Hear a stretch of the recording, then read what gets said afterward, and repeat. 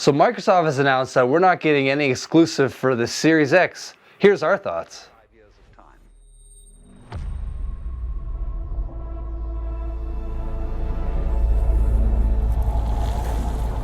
And you would naturally, as you began on this adventure of dreams, fulfill all your wishes. But now let's have a surprise. All right, Nate, your headline here is a little bit deceiving because the way I perceived it at the beginning of all this was the fact that Microsoft themselves were stating that they were not going to bring any exclusives to the next-gen console, being Xbox Series X, which turns out not to be the case.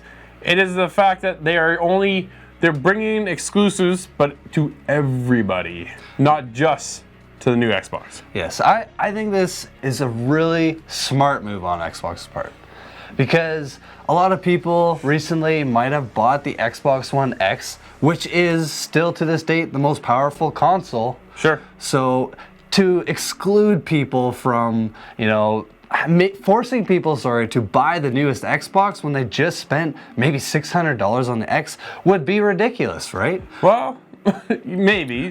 No, but what I'm saying, to force people's hand into doing that, or for me and lots of my friends, some of them aren't going to be able to buy it right away. They might want to wait 1 to 2 years, which is when they said they'll start making Series X exclusives. So, I don't know. I think this is great. This is really going to just kind of bring everybody together. More so PC, because now we've got little bits of tidbits of news of Steam and Epic Games being available on Xbox. That's a rumor that's floating, which is kind of enticing, really. If you think about that, if Sony doesn't have any wind of that at all, or any capabilities of partnering with them to bring that over, that's a real big get for Xbox to have on their console.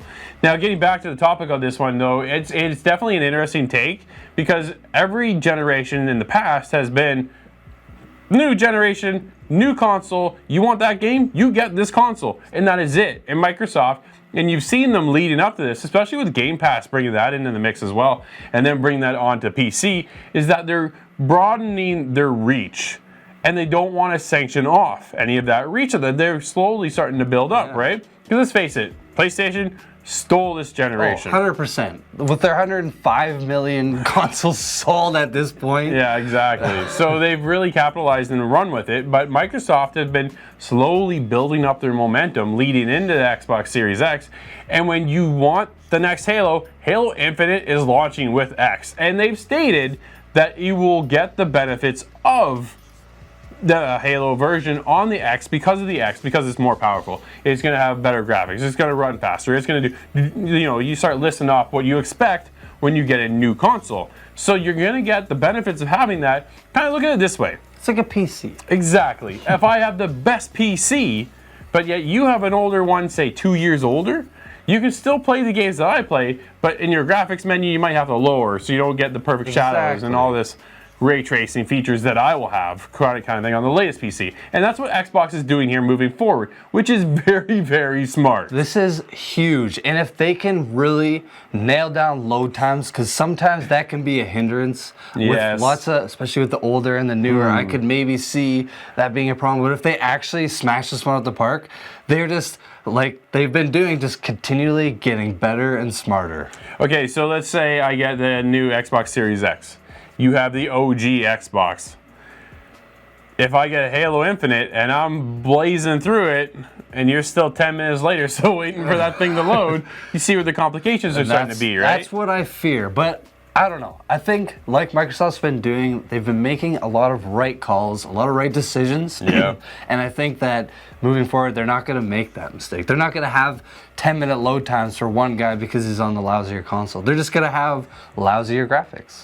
Exactly. So now, here's the other part though. They said that they can cater to the Xbox Series X when you buy that console and have that Halo experience, but are they going to have 2 SKUs? Are they doing 1 SKU? How are they going to manage the OG Xbox with the Xbox Series X? Is that just the disc itself, or the game is going to understand that you have the older generation console? I think so. I think it will, because the Game Pass. Are they going to have an Xbox Series X Game Pass? No. Because they don't, right? They have a PC. They have a universal one that works for both. So I think it's going to work for all of them. Xbox Game Pass is considered to be like Steam.